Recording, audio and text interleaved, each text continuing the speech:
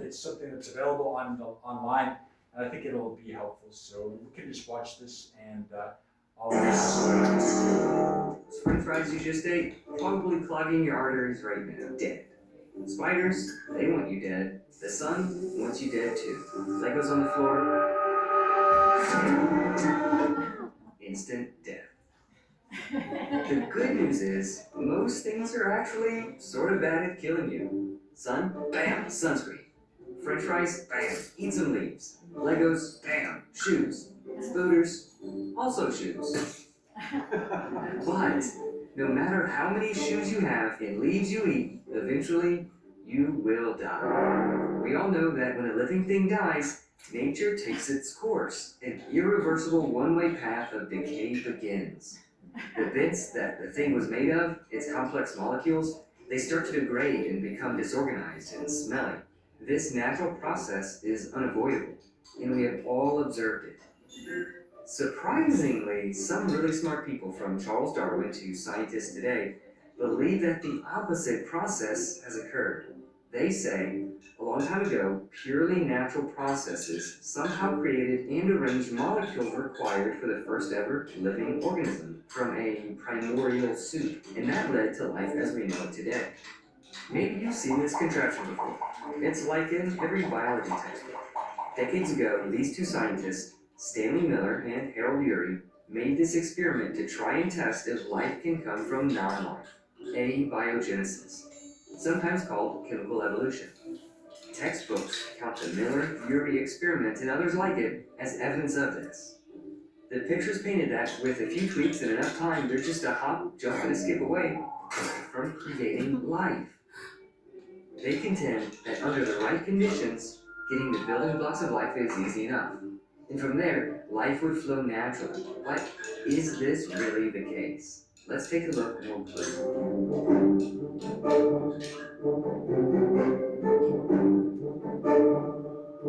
Simpler chemicals have indeed been transformed into some of the building blocks of life in the lab. That much is true. But how impressive is it? Well, about as impressive as water turning into ice. When the situation is right, water freezes. Pretty cool. Likewise, these building blocks form spontaneously as well when the situation is right. The important questions are, how do these lab experiments compare to reality, and how close do these building blocks get us to life? In other words, if we had the building blocks, will life flow naturally as the biology textbooks seem to indicate? One dirty little secret of these origin of life experiments is that they don't actually start with plausible natural conditions. These experimenters, I don't want to say cheated, let's say they cheated. They sort of just cheated. These scientists begin with pure industrial strength ingredients. These are never found in nature like that in such extreme concentrations and purity. Certainly not all in the same location. Billions of dollars worth of precise machinery created and operated by thousands of very intelligent people in labs all around the world over the course of many decades is what gets us to the point where these experiments can even begin. Another dirty little secret of these origin of life experiments lies in the presentation of their results. Even cheating like they did, what exactly do they end up with? The vast majority of what they make is actually toxic garbage. For example, in this paper, over 99% of what they make is not only unwanted, but effectively destroys the building block's ability to form more complex molecules. The very process that makes these building blocks also critically stops them dead in their tracks. A little detail your biology textbook may have left out. The third cheat is something called relay synthesis. They buy industrial strength ingredients to start with, make mostly garbage out of it, but may produce trace amounts of something they wanted. Like in this experiment, they yielded 0.011% of the nucleobase adenine. Then they declare success. These chemicals can technically be turned into adenine, even though it is unavailable to actually do anything because it's surrounded by garbage or consumed by side reactions and would quickly degrade, but whatever, details. For the next experiment, rather than starting with what the previous experiment actually produced, this mixture of garbage, instead they now feel justified in purchasing pure adenine from a laboratory supply shop to further cheat at the next step toward life. And this sort of thing happens over and over again, completely detached from reality. But to admit they are using natural ingredients though, so what's the big deal? Just to be clear, the experiments are trying to show that these building blocks can form in natural environmental conditions. So yes, these conditions are natural, only in the same sense that your cell phone is also made in natural conditions with natural ingredients. The metal in your cell phone is basically just some melted down rocks. The battery's more simple elements, lithium and cobalt. The glass screen, computer chips, and circuitry, just fancy melted sand. The apps and pictures on your phone, simply arrangements of electrons, another completely natural phenomenon. Every element of your smartphone can be broken down into naturally occurring components, just in concentrations and purities and arrangements never found in nature, very similar to these lab experiments. So I've never seen a cell phone happen in nature, not even one of those little crummy ones you don't put a snake on. How natural things are arranged and their concentrations is key. If I made a cell phone in a lab using ingredients created in factories, am I really simulating a natural process? Or am I using intelligence to direct and create? Now, scientists do acknowledge that starting with these industrial strength chemicals is problematic, but they often express this in coded terms, laden with jargon, to make it sound less awful. Take this recent paper, talking about their use of unnaturally high concentrations of ammonia. They say, this may limit the geographical areas where such chemistries may occur, an aspect that needs further investigation. Translation: nowhere on Earth could they ever expect to find the circumstances they contrived to reach the conclusions they wanted. Yeah, but given enough time or enough planets in the universe, surely anything could happen. What if we had billions of years? Some problems are not solvable by time. When people assume that lots of time is abiogenesis' best friend, it seems reasonable. But it's exactly wrong. They're not BFFs. At best, they're frenemies. Yes, time gives more opportunities for things to happen, but what's overlooked is that it also gives more opportunities for time to decay and destroy the trace amounts of biotic material that may have been created. Some of these molecules are very fragile. Their half-lives can span from merely decades, not millennia, all the way down to just days or even minutes. The origin of life is not like a very long journey by foot, where if you could just make a little bit of progress, just one single step, given enough time you could make it any distance. This is a problem of a different category. It's more akin to attempting to walk to the moon. Time won't help that sort of problem. Why not? Well, to give you a rough idea of how large the chasm is, these experiments have produced small molecules like this. And this is just some of what they need for even a very simple single-celled organism.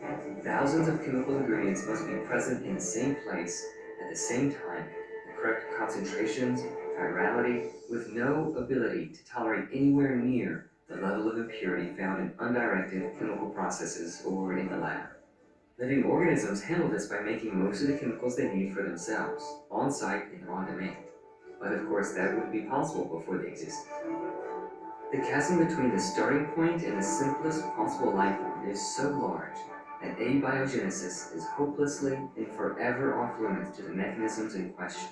It's not that there isn't enough time, it's nonsensical, like asking how heavy is blue. It's simply the wrong question, and it betrays an ignorance of the scope of the problems involved. In spite of the observable data and their own experience showing us that, left to its own devices, life only goes one way, toward decay and degradation, some still have faith that it could have gone the other way in the distant past with the origin of life. So, when you see statements like, life arose out of chemical evolution, that sounds scientific. But that claim is more akin to alchemy or a horoscope than to science. Lots of narrative and hope, but little actual evidence. And so they rely on imagination and people's scientific ignorance to be persuasive. Make sure you subscribe to get notified. Okay, we'll go ahead and pause it there. So hopefully you guys kind of got an introduction of what we're going to be looking at here today. So the topic is abiogenesis and why chemical evolution is not possible. So it used to be believed that life came from inanimate objects, which is essentially what evolution is teaching. But like they said with their presentation here, there are so many basically toxins that are produced by these lab-grown ways that they can make the biomarkers for life, that it essentially would kill those biomarkers in toxic goop if it even were to be created. And it's not like they've actually been able to find those things in the quantities necessary or in combination with other biomarkers for life. And I mean, we're talking about simple single cell organisms that, I mean, we've never been able to witness or observe these things, especially in the quantities that they would be needed to combine to make the single cell organisms. So it's basically an impossibility, essentially. So I do want to introduce a guy named Louis Pasteur. Pasteur, I believe is how you pronounce it. But this guy here was the guy where we credit pasteurization from. Maybe you've heard of that, the process that they use to kill microbes in our milk and other things. It's called pasteurization.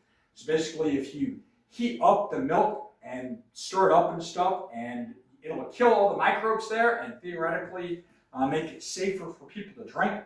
And again, that's just one of the processes there that he was credited with creating there. But we'll go ahead and look at him in just a minute. I just want to grab the Bible here, if you will, and we'll read again from the Creation Psalm, Psalm 104. And before we get too far into this study here, I do want to at least read some of the Bible before we get into the lesson here with that. So Psalm 104, this again is known as the Creation Psalm, and we've been reading this the last few weeks here, but Psalm 104 verses 23 through 30 is what I'll be looking at here today. Psalm 104 and verse 23. The Bible says here, "Man goeth forth unto his work and to his labor until the evening. O Lord, how manifold are thy works! In wisdom hast thou made them all. The earth is full of thy riches. So is this great and wide sea, wherein are things creeping innumerable, both small and great beasts. There go the ships. There is that Leviathan, whom thou hast made to play therein." Verse 27, "These wait all upon thee, that thou mayest give them their meat in due season, that thou givest them that thou givest them they gather, thou openest thine hand, they are filled with good. Thou hidest thy face, they are troubled, thou takest away their breath, they die, and return to their dust. Thou sendest forth thy spirit, they are created, and thou renewest the face of the earth." And we'll go ahead and pause there at this time for that. But again, I do definitely want to acknowledge the Bible and the Lord and His Word, even if it's more of like a seminar kind of topic here today. But with that being said, having all of the building blocks of life, even if we had all of the amino acids and all of the other components to make up a molecule, to make up a cell, and so forth like that, does not make something alive.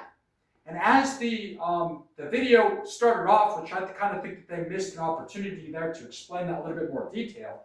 Okay, what has all of the building blocks for life, but just is not alive? A dead body. So that fish that was there has every component for the building blocks of life, but it's dead. Okay, so something beyond just the chemical process, and for all of the molecules and things to be arranged exactly how it has to be, is necessary for life to be there, for life to exist. Okay, so that's something that we need to really understand. So, and again, the scientists, with all of their efforts and all of their processing plants and all of their purification and compilation and forcing these things to happen in a lab structure, still to this day have been unable to fully reformulate even a simple single-celled organism to make it alive.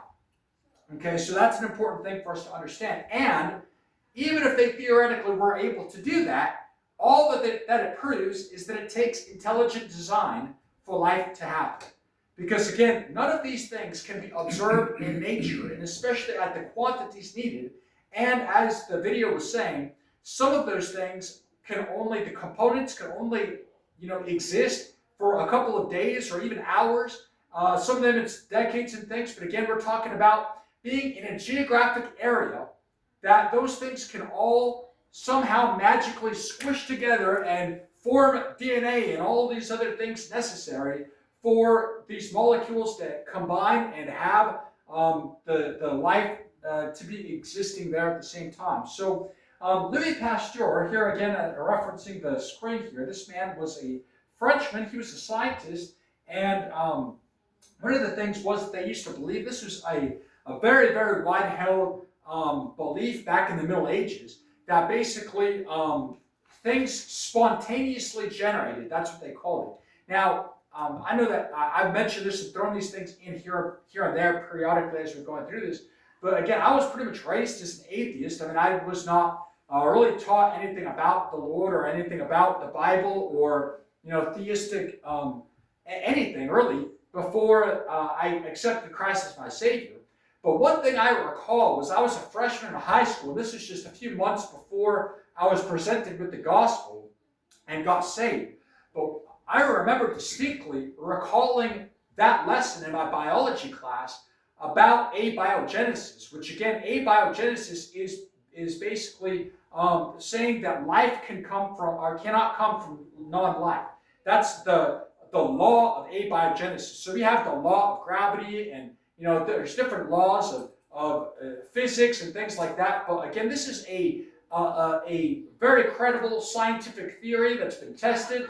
The hypothesis has been replicated with controls and things like that. So when we're talking about scientific ideas, this is like one of the top most solid things that scientists know, essentially, as best as certain as they can, is that this is a scientific law that life cannot come from non-life. That's what the law of abiogenesis means. That the A means not, and biogenesis meaning coming alive or biologically coming to life, essentially there. So basically saying that life cannot come from non-life. Okay, so very important to understand that before Louis Pasteur, these other scientists that the video referenced there's a couple more that I'll be mentioning here as well. They've been confronted with this idea from centuries and centuries, millennia, that rocks and things spontaneously gave forth to life. And again, that idea was called spontaneous generation. Okay, so for example, a Brussels physician, which y'all know where Brussels is, I believe, over there in Europe as well, and it's a city over there. And this physician named Jean Baptiste von Helmont, he described a recipe to get mice, and this is from inanimate objects, things that honestly, it's crazy to think about what they would get. But what would you do to get mice? What would be the ingredients that you would need if you want to create mice? Well, his recipe was very simple. Take a dirty cloth and put some wheat in it and let it sit for a few days and you'll have mice. Okay, so that's how they believed that mice were created.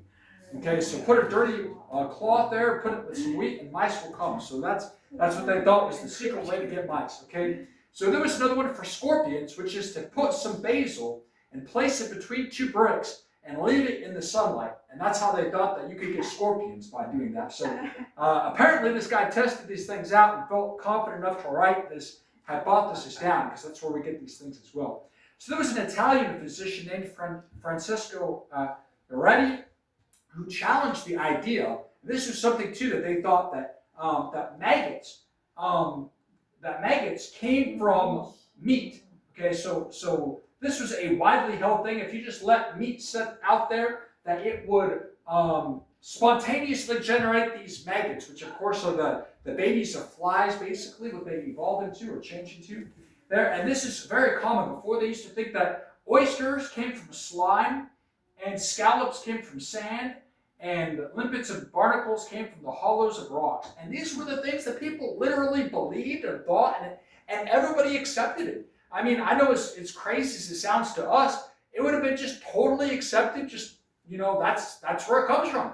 I mean, if you want to get some barnacles, just look at the hollows of rocks, that's where they're coming from. That's just common sense, everybody knows that, and I mean, that's what they literally thought and taught and believed in things. But this guy named, this physician named Reddy challenged the idea that maggots spontaneously came from meat. So what he did was he basically took a scientific method there and created an experiment. So he sealed some meat in a jar here, so it was not able to be accessed by any insects or anything like that. And then he had another one, and that was part of the experiment here, and he put a jar with some gauze covered on top of it, and nothing could really get in there except for air. And then he had another one that was just an open container, so flies or whatever else could go in there and land on the meat as it was rotting. So as he was making his experiment, as it progressed, the meat and all of them began to rot, as you would expect. I mean, it wasn't refrigerated, it was just like sitting on a table or whatever. So, I mean, it wasn't really like that fancy or anything. But as you would expect, the meat in the open jar began to grow maggots. But again, it's not because of, the meat being the place where it came from. I mean, it was the flies that were laying their eggs on top of the meat. And then the maggots would come out of that and eventually start to grow and eat the meat and stuff that was there. But the meat that was sealed in the containers with the lid and also with the gauze, the terry cloth or whatever that was on top of that, the flies were not able to access the meat to begin with, and therefore could not lay their eggs on the meat, and then therefore no maggots could form. Okay, so we know that maggots come from flies that lay the eggs, right? That's nowadays common sense to us. But these experiments were very challenging and very revolutionary in those days. Louis Pasteur also created another experiment here, and what his idea was basically to confront this idea of spontaneous generation as well. And he had an experiment that he basically had a flask, essentially a gooseneck flask, and then he took it and he put some broth in it that would be like a food like solution or something like that. And he basically heated it up, and then he just let it sit for like a few days or whatever. And he found that nothing grew in it, so no bacteria or anything grew inside this flask. Okay, so then he took another one, and he did the same thing. He heated it up, and he took the lid off of like the part where the gooseneck is, and he noticed that there was bacteria in this as well.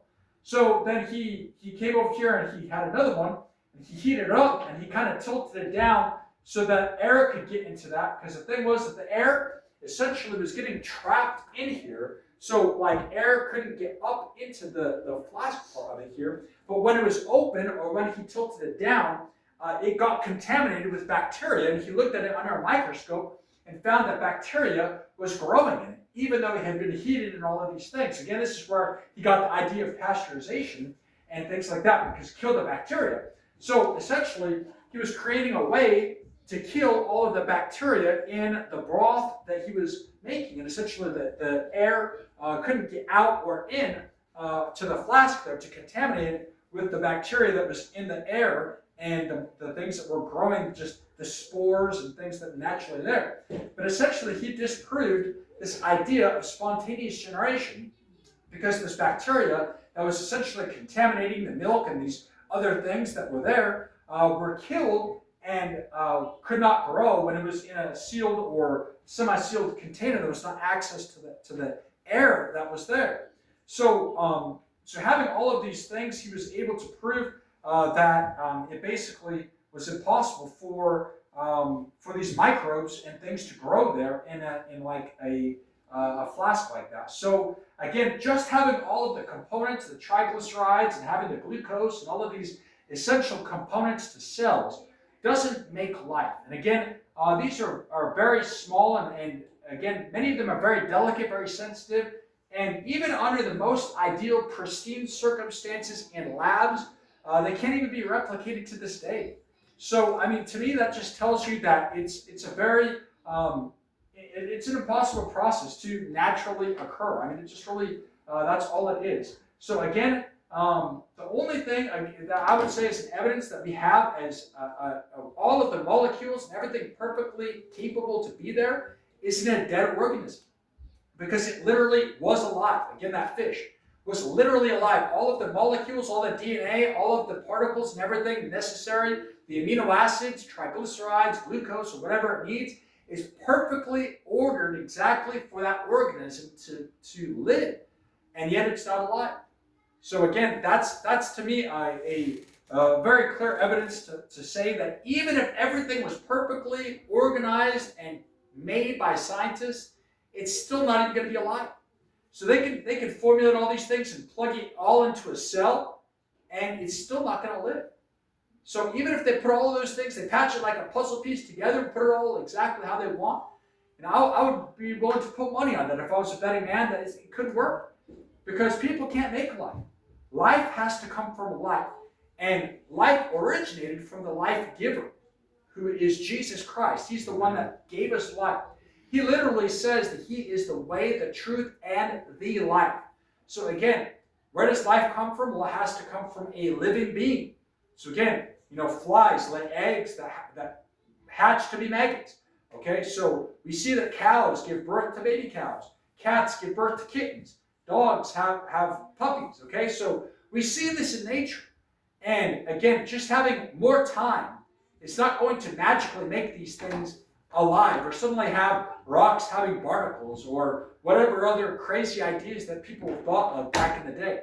So again, nowadays, we look at this as kind of comical almost, that of course mice are going to come from a little pile of wheat that's wrapped up in an old washcloth, right, or whatever. But this is things that these people literally thought and believed, as much as people believe in evolution today. People back then would look at it like crazy, like, oh, how could you think that we evolved from monkeys? And I still think that that's a crazy idea now, but as much as people accept these things as just fact, as if it happened without any shadow of doubt in their imaginations. People are just accepting these things as scientific, but really, we can't replicate these things. We can't make it happen. We can't do it even in a lab. So again, to me, it's very clear that chemical evolution is impossible, and that's really one of the most important components of evolution. Because where did life come from?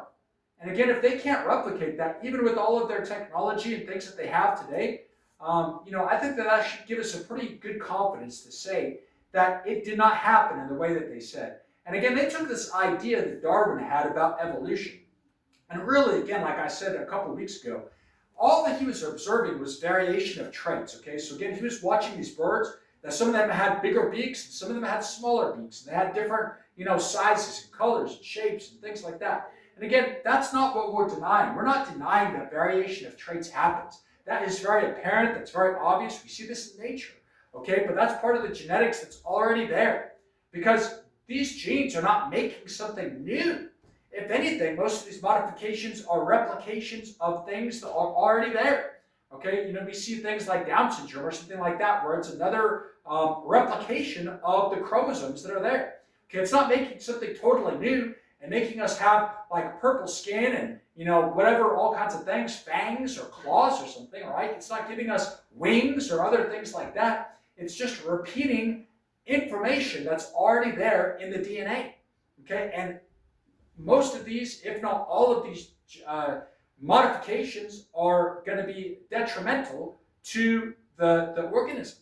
Okay, so there's thousands and thousands of reported mutations that have happened over the years.